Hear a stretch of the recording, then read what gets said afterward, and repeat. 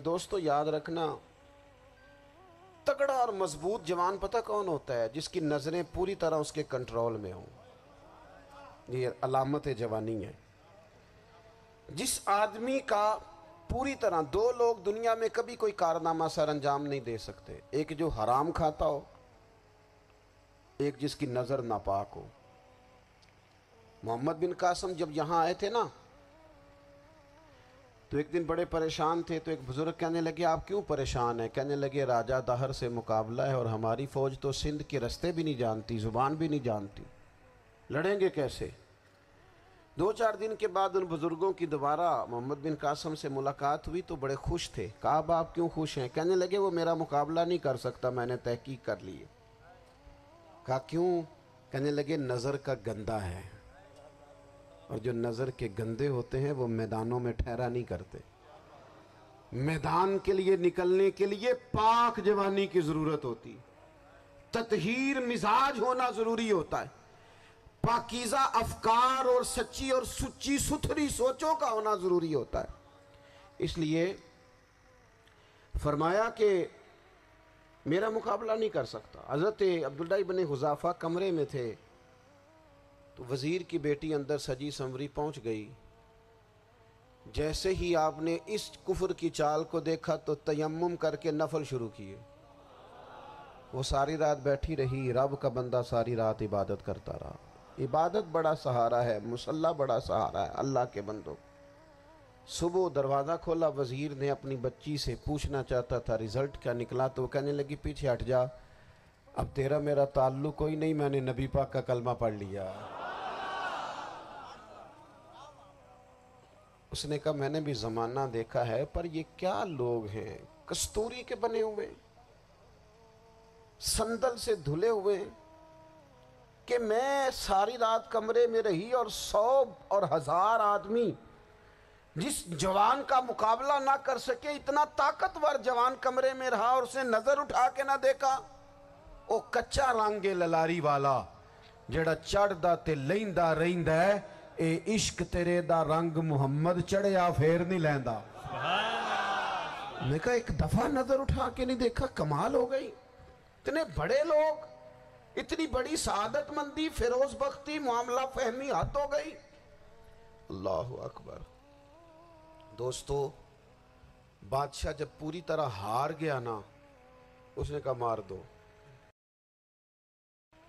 تیل گرم کیا ایک کڑاہی میں، اور جب آپ کو اس میں ڈالنے لگے تو آپ کی آنکھوں میں آنسو آ گئے۔ بادشاہ کا خیال ہوا شاید نرم ہو گئے ہیں، کہنے لگا روئے کیوں؟ فرمانے لگے سوچتا ہوں جان ہی ایک ہے، کتنا مزہ ہے اس کی راہ میں جان دینے کا، کتنی لذت ہے اس کے نام پر مرنے میں، کتنا لطف ہے۔ جے تو چڑھیا اتے دار بھی نہیں، تے جے تو وکیا عشق بازار بھی نہیں، تے ایڈا سستا سودا پیار بھی نہیں، تے ایڈا سستا لبدا یار بھی نہیں۔ کئی جنگل گانے پیندے نہیں، کئی دوزخ لنگنے پیندے نہیں، جے وہ اس ملوں بھی مل جاوے، ایدوں سستا ہور بپار بھی نہیں۔ تے کچھ سمجھ نہ آوے لوکانوں وہ کادے نال شہید کرے، ڈٹھی یار دے ہاتھ تلوار بھی نہیں، پر او دا خالی جاندہ وار بھی نہیں۔ کہنے لگے ایک جان ہے نا، تو دل کرتا ہے ہزاروں ہوتی تو ایک ایک کر کے محبوب کے نام پہ قربان کرتا، جب میرے پاس ہے ہی ایک، کروں کیا؟ حضرت عبداللہ ابن حذافہ رضی اللہ تعالیٰ عنہ جب روئے اور بادشاہ نے یہ بات سنی، تو بادشاہ اٹھ کے کھڑا ہو گیا، سارے وزیروں مشیروں کو کہنے لگا تم نے کہا تھا نا بندہ ضائع کرنے والا نہیں، یہ بھی ضائع کرنے والا نہیں۔ کہنے لگا میرا ماتھا چومو، تم جیسے لوگوں کو قتل نہیں کرنا چاہیے، آزاد کرنا چاہیے۔ عزیز اپنی زندگی سے نا یہ بہت زیادہ ہرس، ہوس، طمع، اور یہ کسی بات کی بھی ہو، ہرس صرف پیسوں کی نہیں ہوتی ہے، شہرت کی بھی ہوتی ہے، یہ بیماری انسان کو اقتدار کی بھی ہوتی ہے، تعریف کی بھی بیماری ہوتی ہے، یہ سارے نقص ہوتے ہیں لوگوں کو، اور معاذ اللہ بعض جبوں کبوں کے اندر بھی ہوتے ہیں، وہاں بھی پنپتے ہیں۔ اپنی زندگی جب تک اس سادگی میں نہیں لاؤ گے جو رسول پاک نے عطا فرمائی ہے، جب لوگ آسانیوں میں پوری طرح الجھ گئے تو پھر وہ دور ہوئے اور کفر چڑھ گیا۔ دوسری بات، اللہ کے محبوب صلی اللہ تعالی علیہ وسلم کی محبت ہم سے تقاضا کرتی ہے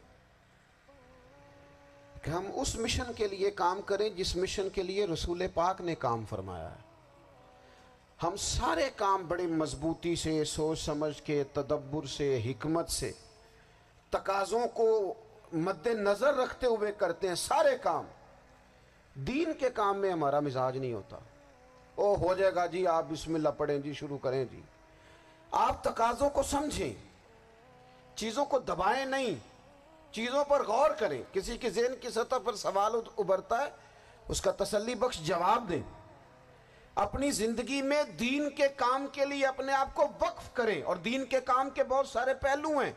ہزاروں لوگوں کو قرآن پاک ٹھیک پڑھنا نہیں آتا، ہزارہا لوگ ہیں جو قرآن مجید کے مطالب سے آگاہ نہیں ہیں، دین کی بنیادی ضروریات سے لوگ نابلد ہیں۔ میں آپ کو کس طرح یہ بات سمجھاؤں کہ ہزاروں کی تعداد میں طلاقیں اس لیے ہوتی ہیں کہ مردوں کو طلاق کے مسئلے نہیں آتے، انہیں پتہ نہیں ہے کہ مجھے حقوق زوجین کے معاملے میں کیسے چلنا۔ ڈھیر سارے گھروں میں تباہی اس لیے ہے کہ تربیت اولاد کا دینی منہج ہمیں نہیں پتا۔ اپنا حصہ ملائیں دین کے کام میں۔ ایک آدمی کو اگر تو نمازی کرنے میں کامیاب ہو گیا، تیری زندگی بدل گئی۔ وہ دین بیزار لوگ جو ہمارے بیچ بیٹھ کے ہماری نوجوان نسل کو پگڑی اور داڑھی کا نام لے کے بنیادی طور پر دین سے دور کرتے، ایسے نوجوانوں کو دین کا پیغام محبت دے کر دین کے قریب کرنا ہماری ڈیوٹیوں کا حصہ ہے۔ ہمیں ذمہ داری کا احساس کرنا پڑے گا، ہمیں یہ خاص قدم اٹھانا پڑے گا، توجہ دینی پڑے گی۔ مساجد، مدارس، میں آپ سے عرض کروں، اتنی ڈٹ کے مخالفت ہوتی ہے نا مدرسوں کی، اتنی ڈٹ کے۔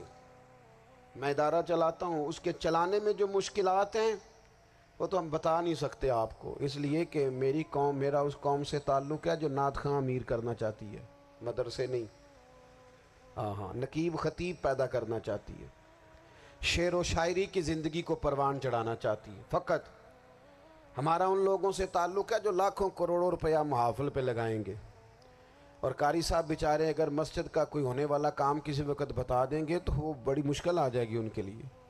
یہ کیسے ہو سکتا ہے، آپ نے یہ ڈیوٹی بتا دی؟ مدارس، اور جتنا اہم رول دین کو پھیلانے میں مدارس اسلامیہ کا ہے، اتنی زبردست۔ لوگوں کا خیال ہوتا ہے میری طرح کے لوگ شاید کام کرتے ہیں، ڈیوٹی کرتے ہیں۔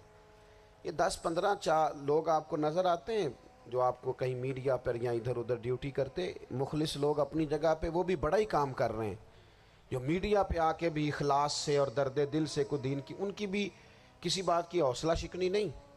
لیکن ہزارہا اساتذہ جو مدارس میں بیٹھ کے پڑھاتے ہیں، جنہوں نے وہ سارے لوگ تیار، آپ سمجھ نہیں سکتے کتنا بڑا کام۔